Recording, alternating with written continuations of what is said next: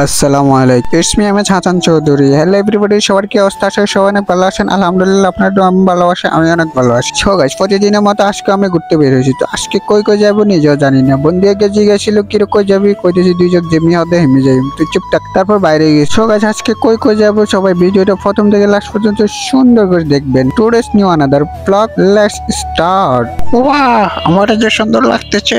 ও filter লাগানোর কারণে। ও আচ্ছা, চাকপাতা। তো গাইস, রাস্তার পাশে দিয়ে দেখতেছিলাম একটা মেলা বইছিল। তো আমার মনে হচ্ছে এটা কুলুস্টান। পরে দেখি যে কুলুস্টানটা আমি পিছনে রাখি আসছি। তো এটা হচ্ছিল মেলা, যেখানে সব মেয়েদের আইটেম, ছেলেদের কোনো আইটেমই নেই। তারপর আর কি করবো, বন্ধু বান্ধব নিয়ে চলে যাচ্ছিলাম আজকে বুদ্ধিজীবীতে যাচ্ছি এই কারণে আমার বুদ্ধি শুদ্ধি অনেক কম। ছোটবেলা থেকে মা বাবার গালি শুনে যাচ্ছি আমি নাকি একটা গাধা। তাই আজকে বুদ্ধিজীবীতে গিয়ে আমি নিয়ে আসবো ভরপুর বুদ্ধি। সেই বুদ্ধি দিয়ে আমি মাকে পেলাবো ফাঁদে, আর ফাঁদে পেলেই আমি নিয়ে নিবো 1 লাখ টাকা। সেটা দিয়ে আমি ঘুরবো সারা বাংলাদেশ কাকা। এত কষ্ট করে ভিডিও বানাই, কেন ভিডিও ভাইরাল হয় না একটু বলে যাও কাকু। প্লিজ সবাই একটা করে লাইক করে দিবেন আর আমার পেজটাকে ফলো করে দিয়েন। বেগুন হরে যা বুদ্ধি আনতাম যাই।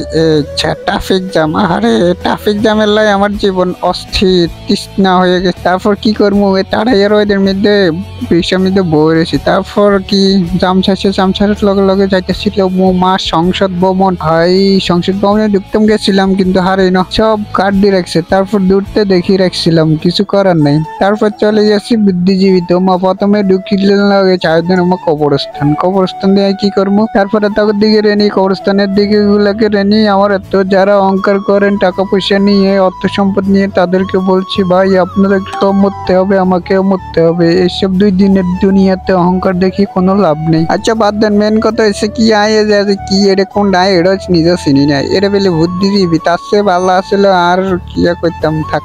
যেটা কোনো মূল্যে লাভ নেই। তো ভাই কি আর কই, আর বুকে দিয়ে কত আইয়া না। বুদ্ধিজীবীতে আয় আর উল্টা বুদ্ধি খরচ করে চলে যান লাগছে। ইয়ান দিয়ে একটা ঘুরি গাড়ি লইছিলাম। তারপরে দিয়ে আইস পরে কি করি, মিয়ান দিয়ে আমার শাসা চাইতেন ঘোড়া লই যার গই।